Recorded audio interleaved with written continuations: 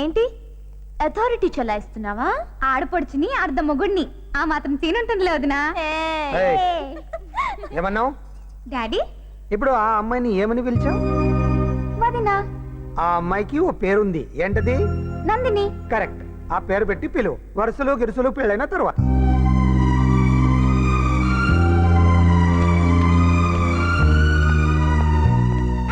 తొక్కేం కాదు.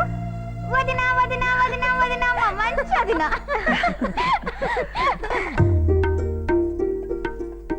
ఏంటి ఎన్ని ఐటమ్స్ వండారు? మేము వచ్చామనా? లేదు బాబు, రోజు ఇంతే. రోజంతా తింటూనే ఉంటారా? ఇంట్లో రోజు 30-40 మంది భోంచేస్తారు. ఈ ఇంట్లో ఎప్పుడూ పొయ్యి వెలుగుతూనే ఉంటుంది. డాడీ ఎలా ఉంది? కాస్త ఓవర్ అయింది. అదే కారం ఓవర్ అయింది. జడ్జి గారు, సీమలో కారము ఎక్కువే, మమకారము ఎక్కువే. నందిని, నువ్వు కూడా భోంచేయమ్మా. నేను తర్వాత చేస్తానులేండి. అన్నీ ఇక్కడే ఉన్నాయి కదా, మనమే వడ్డించుకుందాం. నువ్వు కూర్చో. వద్దండి, నేను తర్వాత చేస్తాను. మరోలా అనుకోకండి, నందిని ఈరోజు ఉపవాసం. ఉపవాసమా? దేనికి? అది కోరుకున్న వాడితో పెళ్లి జరగాలని 7 శుక్రవారాలు పచ్చి మంచినీళ్లు కూడా ముట్టనని తను అమ్మవారికి మొక్కుకుంది.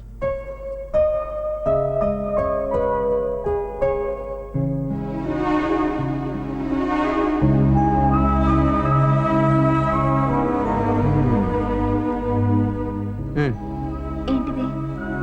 ఈ నిమ్మరసం తీసుకుని మీ దీక్ష కాస్త విరమిస్తారా? నేను చేస్తున్నది నిరాహార దీక్ష కాదు, ఉపవాసం. డిమాండ్స్ కోసం చేసే దాన్ని నిరాహార దీక్షనే అంటారమ్మా. నాకేం డిమాండ్స్ ఉన్నాయి? మరి ప్రేమించిన వాడిని పెళ్లి చేసుకోవాలనుకోవడం డిమాండ్ కదా? కాకపోతే తాగు. వద్దు, ఈ రోజు నేనేమీ తాగను. రోజు గడిచిపోయింది, 12 కూడా అయింది. ఇప్పుడు తాగొచ్చు. తాగను. తాగించు. ఆహా, ఏమి నా భాగ్యము.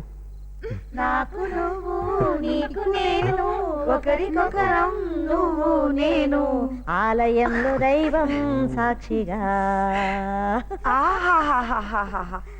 కాబోయే పెళ్ళామంటే ఎంత ప్రేమరా నీకు. ఏరా చిట్టి నాన్న, మీ నాన్న మీద అలిగి నేను ఎన్నిసార్లు అన్నం తినకుండా పడుకున్నా ఒక్కసారైనా కనీసం మంచినీళ్ళైనా తాగమ్మా అని అడిగావురా?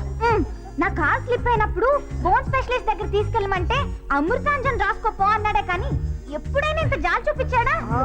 అందుకే అన్నారు తల్లంటే అల్లం, పెళ్ళం అంటే బెల్లం అని. ఆడవాటి చాలండారా.